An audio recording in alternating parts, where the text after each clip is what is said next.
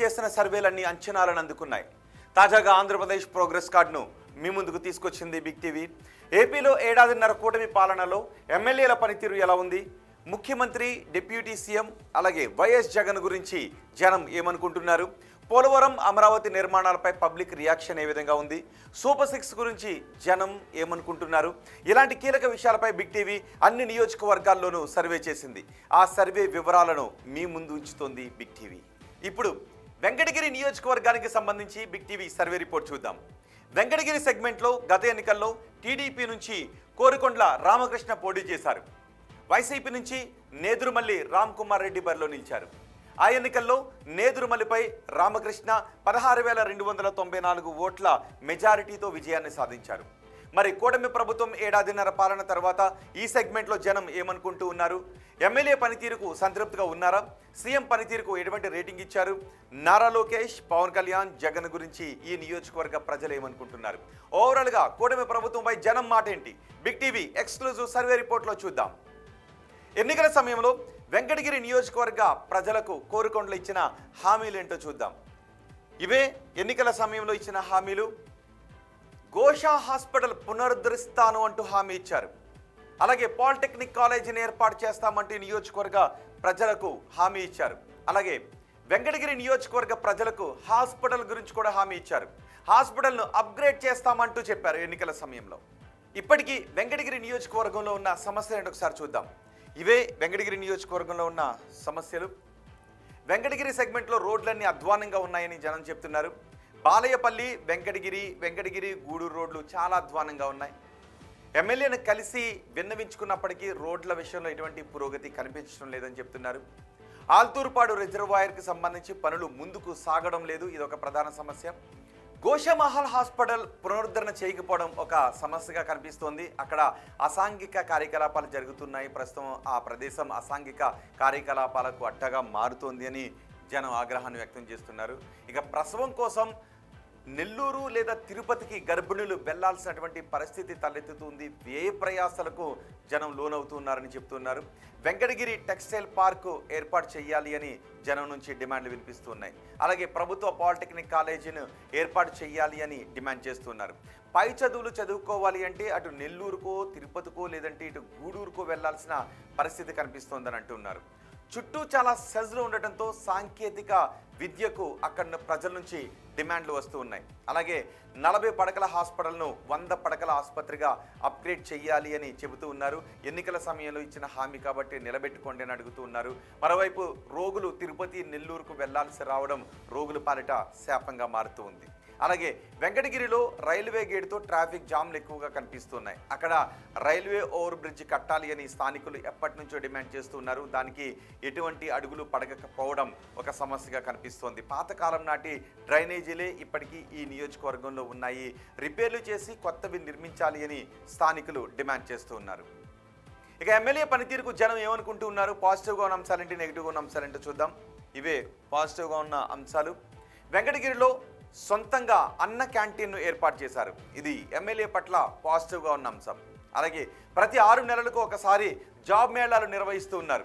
వీటితో పాటు తరచుగా కలెక్టర్లతో సమావేశాల్లో ఆయన కనిపిస్తూ ఉన్నారు, సమావేశాలు నిర్వహిస్తూ ఉన్నారు. ప్రభుత్వ ఆఫీసులు, హాస్పిటల్స్లో నిత్యం తనిఖీలు చేస్తూ ఉన్నారు. డక్కలి పిహెచ్సిలో ఓపీ బ్లాక్ ల్యాబ్ ప్రారంభించారు. ఇవన్నీ ఎమ్మెల్యే గురించి జనంలో పాజిటివ్గా ఉన్న అంశాలు.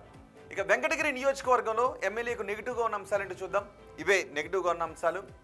గతంతో పోలిస్తే ఆయన గ్రామాల్లో పెద్దగా కనిపించడం లేదు. ఆయన ఉనికి గ్రామాల్లో తగ్గింది అనే మాటలు వినిపిస్తూ ఉన్నాయి. అలాగే స్వపక్షంలోనే విపక్షం అనే పరిస్థితిని ఆయన ఎదుర్కొంటూ ఉన్నారు. ఎమ్మెల్యే క్వార్టర్ని ప్రస్తుతం రివర్స్ అవుతున్న పరిస్థితి కనిపిస్తుంది. అలాగే నియోజకవర్గంలో ఎమ్మెల్యే సతీమణి జోక్యం పెరిగింది అనే వాదన కూడా వినిపిస్తూ ఉంది. ఇవి ప్రధానంగా నెగిటివ్గా ఉన్నటువంటి అంశాలు. ఇక ఎమ్మెల్యే పనితీరుకు ఎన్ని మార్క్స్ ఇస్తున్నారో చూద్దాం. చాలా బాగుంది అని 8.1% మంది జనం చెబుతూ ఉంటే బాగుంది అని 24.3% మంది అంటూ ఉన్నారు. పర్వాలేదు అని 48.6% మంది జనం చెప్తున్నారు. బాగా లేదు అని చెప్తున్న వారి సంఖ్య 16.2%గా ఉంది. అస్సలు బాగాలేదు అని చెబుతున్న వారి సంఖ్య 2.9%గా కనిపిస్తూ ఉంది. అంటే కేవలం 19% మందిలో మాత్రమే వ్యతిరేకత కనిపిస్తూ ఉంటే ఏకంగా 81% మందిలో పాజిటివ్గానే కనిపిస్తుంది, సానుకూలంగా కనిపిస్తుంది. ఇక ముఖ్యమంత్రి చంద్రబాబు పనితీరుకు ఈ నియోజకవర్గ ప్రజలు ఎన్ని మార్క్స్ ఇస్తున్నారో చూద్దాం. చాలా బాగుంది అని 13.5% మంది జనం చెప్తున్నారు. బాగుంది అని 32.4% మంది జనం అంటున్నారు. పర్వాలేదు అని చెబుతున్న వారి సంఖ్య 37.8%గా ఉంది. బాగా లేదు అని 13.5% మంది జనం చెప్తున్నారు.